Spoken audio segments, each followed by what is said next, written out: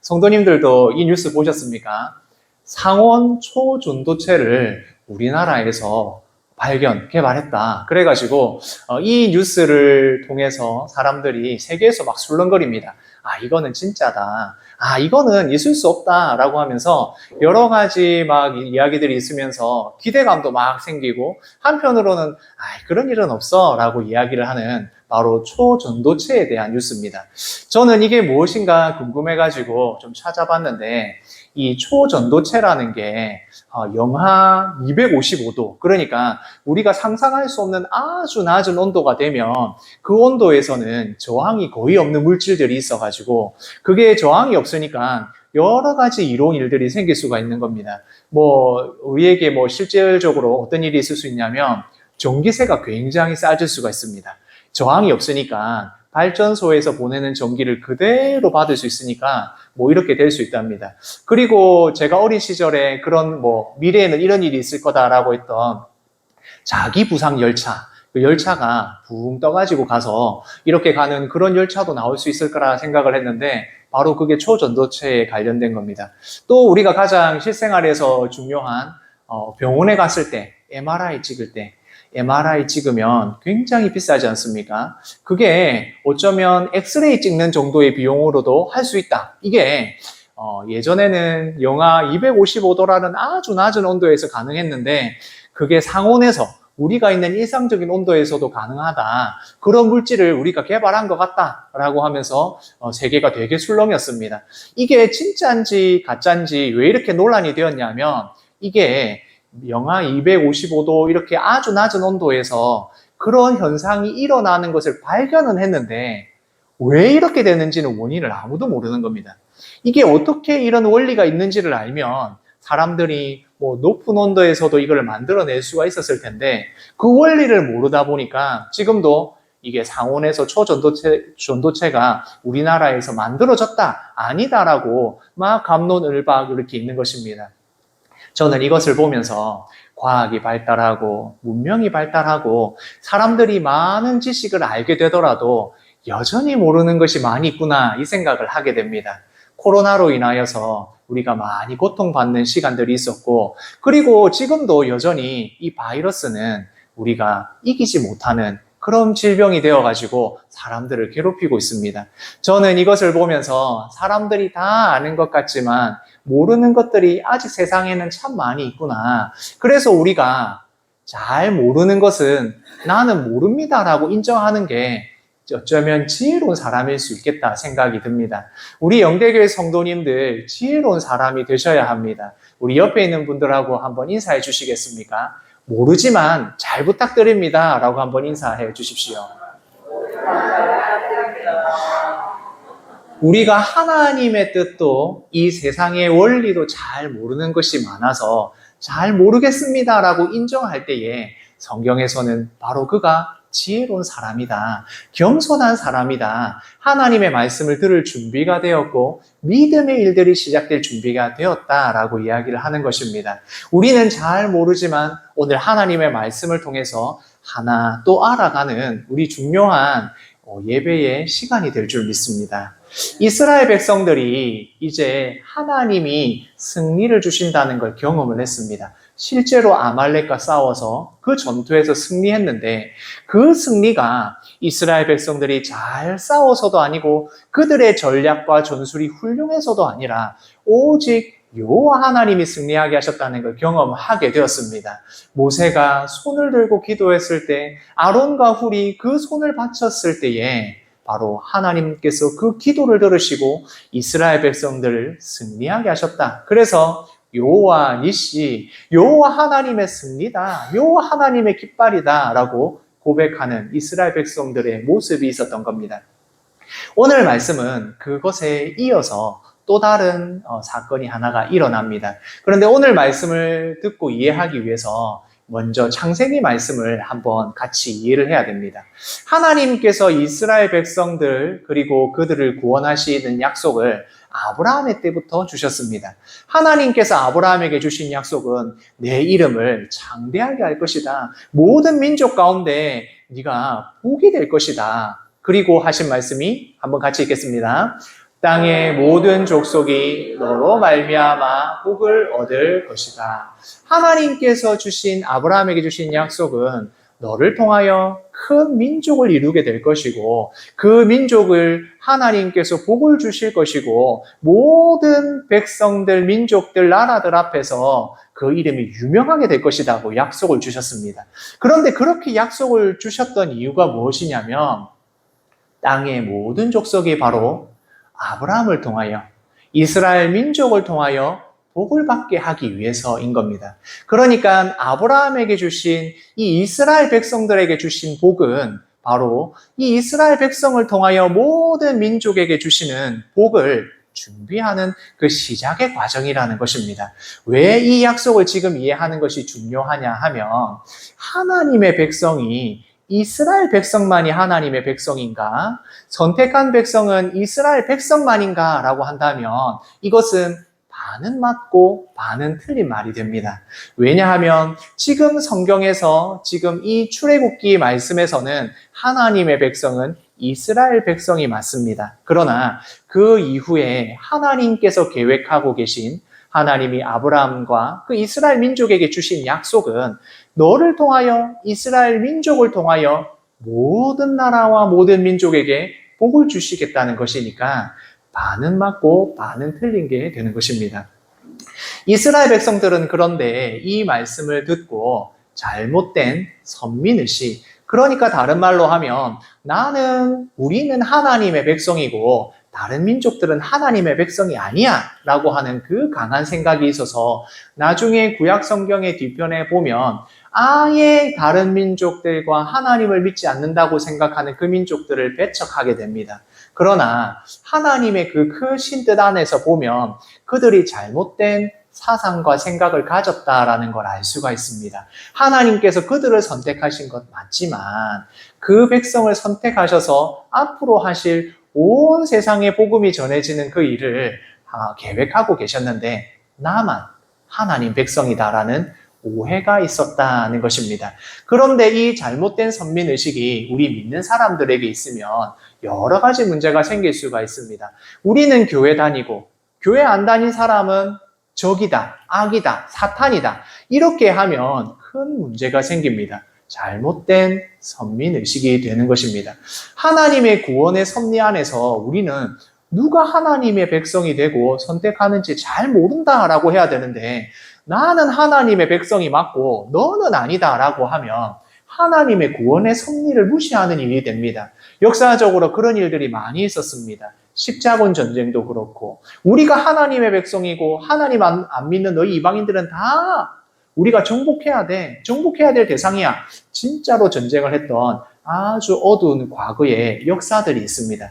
우리는 교회를 다니는 것, 하나님의 백성인 것에 대한 자랑스러움과 그리고 그것에 대한 자부심이 분명히 있어야 됩니다. 그러나 하나님의 뜻은 우리를 통하여서 나를 통하여서 내 주위에 나의 모든 주위에 하나님 믿는 사람들 그들을 부르시기 위하여 나를 먼저 택하신 것입니다. 이 생각이 없으면 뭔가 일이 있으면 저 사람들은 벌 받았어. 예수 안 믿으니까 벌 받았어. 이런 식으로 아주 단박에 잘라서 믿는 사람과 믿지 않는 사람들을 나누면서 우리가 우월해, 우리는 대단해 라고 하는 잘못된 생각을 가질 수 있는 것입니다. 바로 이스라엘 백성들이 아말렉과 전쟁에서 이기고 난 뒤에 그런 마음을 충분히 품을 수 있지 않겠습니까? 하나님의 백성인 우리가 이겼어. 그러니까 저 아말렉이나 저런 이방인들을 다 물리쳐야 돼 라는 생각을 할 수 있는 그때에 바로 한 사람이 찾아오게 됩니다. 모세의 장인 이드로가 찾아옵니다. 오늘 이드로가 찾아오는데 이 이드로가 찾아오면서 어떻게 소개를 하고 있느냐 하면 이드로가 미디안의 제사장이었다라고 이야기합니다. 미디안의 제사장이라고 하면 제사장이니까 하나님께 예배하는 사람, 그 제사장을 생각하기 쉽지만 여기서 미디안의 제사장이라고 했을 때 이드로는 바로 이방에 있는 신을 섬기는 제사장이라는 의미입니다. 그러니까 지금 이드로는 예수 믿는 사람, 하나님 믿는 사람도 아니고 그리고 또 이방의 제사를 드리는 사람이니까 완전히 하나님 믿지 않는 사람이 찾아오게 된 것입니다. 그렇게 이드로가 찾아왔을 때 아내와 모세의 아내와 아이들도 데려오고 하면서 만나게 됩니다. 모세가 아이고 장인어른 오셨습니까? 라고 문안 인사를 하면서 모세가 이야기를 시작합니다. 장인어른 한번 들어보십시오. 저희가 이 애굽에서 이 이스라엘 백성들이 노예 생활을 하고 있었지 않습니까? 그런데 그때 하나님께서 이 10가지 재앙을 통해서 그 강한 제국 애굽에 바로 왕을 항복시키시고 저희를 구원하셨지 않습니까? 이렇게 광야에서 나왔을 때 홍해를 육지와 같이 건너고 쓴물이 단물로 변하고 하나님께서 우리를 반석에서 지팡이를 치니까 물이 나오고 아말렉과 전쟁을 해서 우리가 이기는 이 역사들이 이겨서 있었습니다. 장인어른 한번 들어보십시오 라고 쭉 이렇게 이야기를 지금까지 있었던 고난과 하나님의 놀라운 기적의 일들을 이야기를 한 것입니다. 그렇게 장인어른에게 이야기하는 것을 이드로에게 이야기하는 걸 들어보면 모세가 신앙의 간증을 하고 있다. 신앙의 간증을 하고 있고 다른 말로 이야기하면 모세가 이드로 장인어른에게 전도를 하고 있다고 볼 수 있는 것입니다. 전도가 무엇입니까? 내가 만난 하나님, 내가 만난 하나님을 소개하는 것, 바로 그 하나님을 소개하는 게 전도이고 그것이 우리의 일인 것처럼 모세가 장인어른에게 간증을 한 것입니다. 이렇게 장인어른에게 이야기를 하자 어떻게 반응을 하느냐? 이드로가 이렇게 말합니다. 같이 한번 읽어보겠습니다. 여호와를 찬송하리로다. 이제 내가 알았도다. 여호와는 모든 신보다 크심으로 이스라엘에게 교만하게 행하는 그들을 이기셨도다. 이드로 장인어른이 이걸 듣더니 우와, 여호와 하나님을 내가 찬양합니다. 여호와 하나님 진짜이시군요 하면서 찬양을 하면서 내가 이제 알게 되었습니다. 내가 알게 되었다 모세야. 여호와 하나님이 진짜 모든 신보다 크시다. 여호와 하나님이 유일한 하나님이시다라는 신앙의 고백을 하게 됩니다. 모세가 신앙의 간증을 하고 전도를 했을 때 장인어른께서 그것을 듣고 진짜 여호와 하나님이 계시네. 진짜 여호와 하나님이 유일한 하나님이시네 라고 인정을 하고 고백을 하는 그 역사적인 일이 일어난 것입니다. 그렇게 고백을 하는 이 이드로 장인을 보면 우리가 앞에 있었던 사람들 생각하게 됩니다. 애굽의 바로왕은 이 10가지 재앙이라는 놀라운 하나님의 일들을 보았습니다. 그 일을 보았을 때 어떻게 했습니까? 안 돼. 못 보내. 하나님이 누군데? 이렇게 하던 바로왕이 나중에는 항복 내가 어쩔 수 없이 보낸다 라고 바로왕이 보내긴 하고 여호와 하나님이 진짜 있구나라는 걸 인정했지만 그것은 그냥 그 순간을 넘기기 위해서 그 순간에 어쩔 수 없으니까 항복한 것이었다면 지금 이드로 장인은 어떻게 하고 있습니까? 여호와 하나님이 진짜 계시네. 여호와 하나님께서 이 일을 정말 행하셨네. 내가 여호와 하나님을 찬양한다 라고 하나님을 인정하고 믿게 되는 바로 아주 다른 모습을 보여줍니다. 아말렉도 마찬가지지 않습니까? 아말렉 군대는 이스라엘 백성들이 지금 있는 그곳에 공격해 들어오고 쳐들어와서 그들을 약탈하려고 했던 이방인이지만 장인어른 같은 이방인이지만 여호와 하나님을 인정하고 믿게 되는 그러니까 많은 이방인들이 있고 하나님을 믿지 않는 사람들 중에서 바로 이드로와 같은 사람도 있다는 걸 이스라엘 백성들에게 보여주고 있는 것입니다. 우리가 교회에게 우리 영대교회 주신 하나님의 약속이 있고 하나님이 주신 사명이 있습니다. 너희들만 복 받았어. 너희들만 교회 와서 잘 있으면 돼. 너희가 믿음 생활 잘하면 돼. 이것으로 끝나는 것이 아니라 내가 너희를 먼저 불렀다. 내가 너희를 택하여 불렀으니 이제 교회를 통하여서 바로 이 교회 공동체를 통하여서 너희 주위에 하나님을 믿는 그 믿음의 일들을 시작해라. 하나님이 작정된 백성들을 이방에 가서도 사실 우리도 이방인이지 않습니까? 이 이방에 가서 주의 복음을 전하고 주의 믿는 자들을 전도하고 그들에게 간증하는 일을 우리에게 맡기신 겁니다. 하나님이 주신 교회의 사명, 가장 큰 사명 중에 하나는 바로 우리가 본이 되어서 하나님의 일을 이스라엘 민족이 되어서 그 하나님의 일을 하도록 하신 겁니다. 그 일을 보여주시기 위해서 바로 장인 이드로가 제사장임에도 불구하고 다른 신을 섬기는 그 제사장임에도 불구하고 하나님을 믿게 되고 여호와 하나님을 찬양하고 인정하게 되는 그 믿음의 일을 보여주는 겁니다. 아말렉처럼 그렇게 이스라엘 백성들을 못 살게 구는 그런 적들도 있지만 하나님의 백성으로 돌아오는 바로 이방인도 있다는 걸 우리에게 보여주고 있는 것입니다. 말씀을 같이 함께 읽겠습니다. 모세의 장인 이드로가 번제물과 희생 제물들을 하나님께 가져오매 아론과 이스라엘 모든 장로가 와서 모세의 장인과 함께 하나님 앞에서 떡을 먹으니라. 분명하게 이 장인 이드로가 하나님을 믿게 되었다는 걸 보여주는 게 번제물을 가지고 와서 하나님 앞에 예배 드리는, 제사 드리는 것을 보게 됩니다. 그것을 이제 아론과 이스라엘의 모든 장로들이 함께 와서 모세의 장인과 함께 무엇을 합니까? 하나님 앞에서 떡을 먹으니라. 함께 예배 드리고 식사를 하게 되었다. 이렇게 말씀합니다.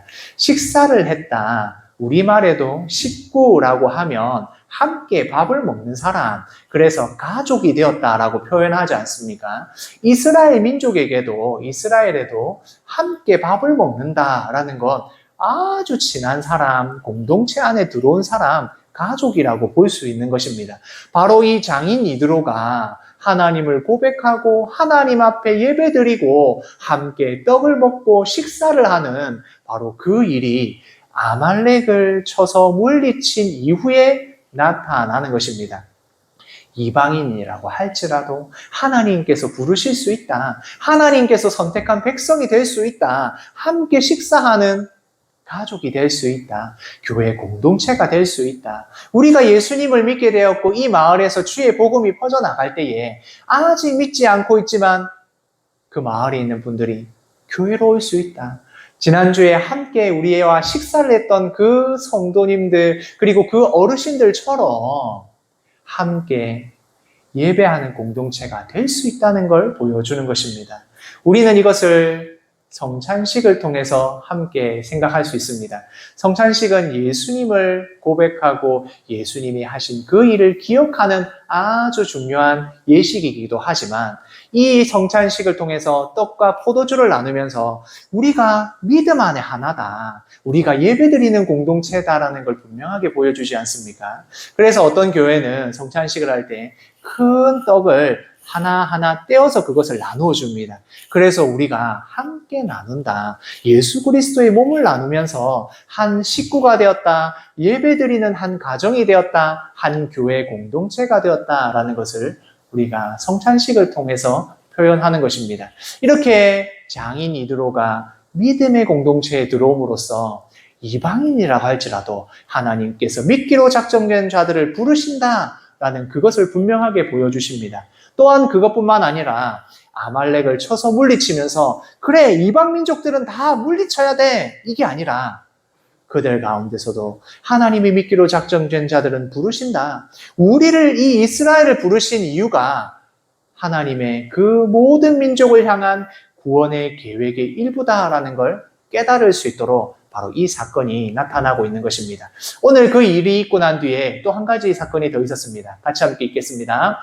이튿날 모세가 재판하느라고 앉아있고 백성은 아침부터 저녁까지 모세 곁에 있는지라. 이제 이 모든 잔치를 하고 식사를 하고 떡을 나눈 뒤에 이드로 장인 어른이 보니까 모세가 아침부터 저녁까지 하루 종일 재판을 하고 있는 겁니다.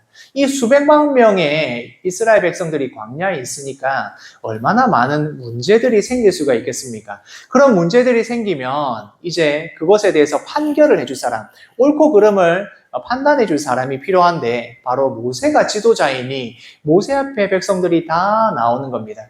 그러니까 이 수많은 사람들이 그 재판을 받고 판단을 받아야 되니까 모세가 쉴 시간도 없이 하루 아침부터 저녁까지 계속 이 재판하는 일만 하고 있는 것입니다. 그것을 보고 장인어른이 보고 이야기를 합니다.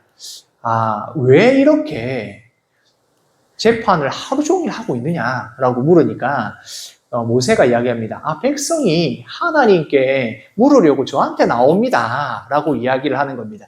이 부분을 보면 굉장히 긍정적인 부분 아닙니까? 이전까지 하나님 앞에 불평하고 하나님이 있는지 없는지 모세에게 불평하고 원망하는 백성들이 그래도 하나님의 뜻이 무엇입니까? 하나님이 이 사람과 저 사람 사이에 있는 이 일들을 어떻게 판단하시기를 원합니까? 모세 지도자시여 말씀해 주십시오 하고 하는 굉장히 긍정적인 부분이 있지만 이것은 모세가 하루 종일 재판만 하고 있어야 되는 굉장히 어려운 일이 되는 것입니다. 그래서 장인어른이 이렇게 이야기합니다.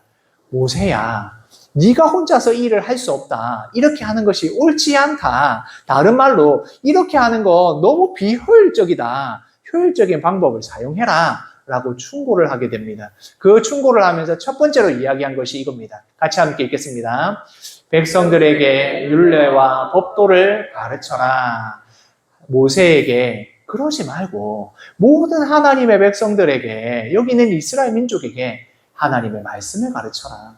하나님이 어떻게 해야 되는지에 대한 이 말씀을 가르쳐라. 그것을 이야기해 줍니다. 아직까지 이 성경이 문서화되지 않았으니 모세 앞에 다 나오는데 그것을 모세에게 이제는 하나님의 백성들에게 법도와 율례가 무엇인지를 알게 하고 그것을 가르쳐서 그들이 스스로 판단할 수 있도록 해라. 하나님의 말씀을 설교하고 가르쳐서 하나님의 백성들이 판단하고 삶 가운데 적용할 수 있도록 해라 라고 이야기를 합니다. 그러나 그것으로 충분하지 않으니 또 이야기를 합니다. 두 번째는 무엇이냐? 천부장과 백부장과 50부장과 10부장을 세워라. 1000명 가운데 한 명의 지도자, 그 다음에 100명 가운데 한 명, 50명 가운데 한 명, 10명 가운데 한 명을 세워서 작은 일들이 있을 때 그 사람들을 통하여서 재판하고 판단하여서 아주 사소한 일들은 거치고 큰 일이 생기면 이 천부장까지 해서 안 되면 모세에게로 나와서 재판하도록 해라 라고 이렇게 조언을 해주게 됩니다. 이런 조언을 모세가 이제 받아들여서 그 일을 하게 됩니다. 그런데 이렇게 이드로가 말했을 때 그렇게 부장들을 뽑을 때는 자격이 있는데 능력이 있는 자를 뽑되 그 자격이 필요하다. 첫 번째는 무엇입니까? 하나님을 두려워하는 자. 하나님을 두려워하는 자가 지도자가 되어야 된다. 하나님을 두려워한다는 것은 하나님의 말씀을 지키기 위해서 애쓰는 사람이어야 되고 하나님의 사랑을 전할 수 있는 사람이어야 된다는 말입니다. 두 번째로는 진실한 자. 진실한 사람이 이 일을 해야 된다. 그리고 정직한 자. 의로운 일을 행하고 악한 일들을 멀리하는 자가 바로 이 지도자의 자격이 될 수 있다라고 이야기를 합니다.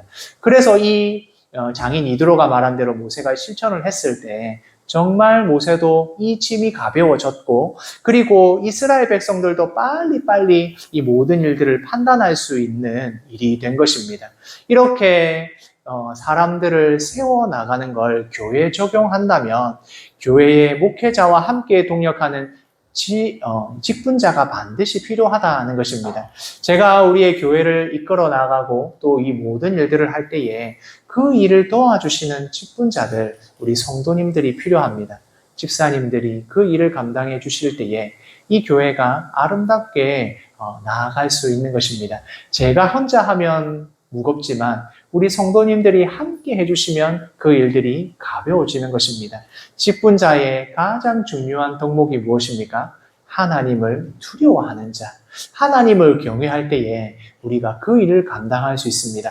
아주 작은, 아주 별 볼 일 없을 것 같은 그 일조차도 우리가 교회를 위하여 섬겨 나갈 때 그 일이 하나하나 모이고 쌓여서 우리 교회가 아름답게 일이 진행되어 가는 것입니다. 교회를 위하여 여러 부분에서 섬기고 계시는 우리 성도님들에게 부탁드리고 싶습니다. 하나님을 경외함으로 하나님의 그 사랑을 실천함으로 말미암아 우리 교회가 바르게 세워질 수 있도록 조금만 더 섬겨주시고 노력해 주시면 우리 교회가 아름답게 세워져 갈 수 있을 거라고 믿습니다. 여기 사진을 보시면 이 스페인의 바르셀로나에 있는 한 성당입니다. 이 성당이 사그라다 마필리아라고 하는 성당인데 이 성당이 그 유명한 가우디라는 건축가가 건축을 설계하고 만드는 것입니다. 이 성당을 저도 한번 가서 보면 좋겠다라고 생각될 정도로 굉장히 화려하고 멋진데, 이 성당이 지금 여전히 건축 중이랍니다. 한 140년 정도 됐답니다. 설계를 시작해서 지금까지 한 140년 동안 아직도 건축을 하고 있는데 끝이 하지 않았답니다. 이제 곧 조금 있으면 몇 년 더 있으면 되겠다 이런 이야기가 있던데, 이 성당을 아직도 건축을 하고 있는 겁니다. 가서 보시면 진짜 화려하고 멋진 성당이다라는 느낌이 듭니다.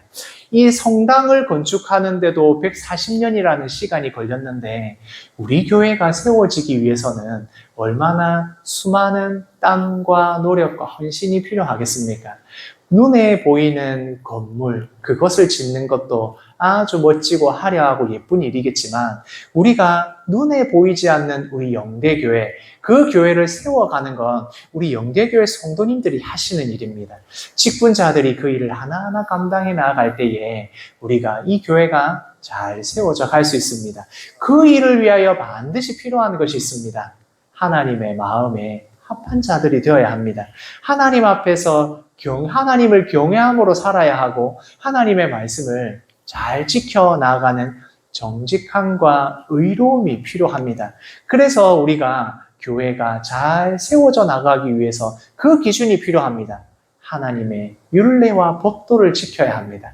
하나님의 말씀을 우리 기준으로 삼아야 합니다. 하나님의 말씀을 지키며 살아가는 것이 우리 성도들에게 아주 중요합니다. 말씀을 기준으로 삼아서 우리 교회를 세워나가시는, 우리 교회의 벽돌 하나하나를 세워나가시는 우리 영대교회 성도님들 되셨으면 합니다. 오늘 말씀을 통하여 세 가지를 생각했으면 좋겠습니다. 첫 번째는 이것입니다. 함께 읽겠습니다.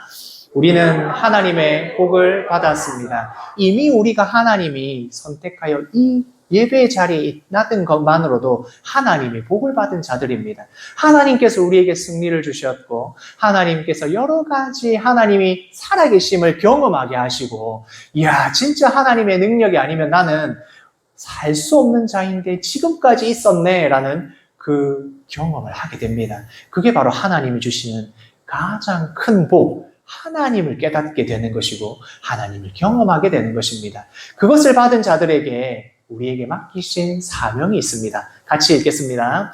우리를 먼저 부르셨습니다. 우리를 먼저 부르셨습니다. 나는 복 받은 자, 안 믿는 사람들은 복 못 받는 자들, 그게 아니라 나를 통하여서 하나님의 복 받은 자로서 일하도록 부르신 겁니다. 우리 교회에 먼저 불러주셨고 그 일을 하도록 하셨습니다.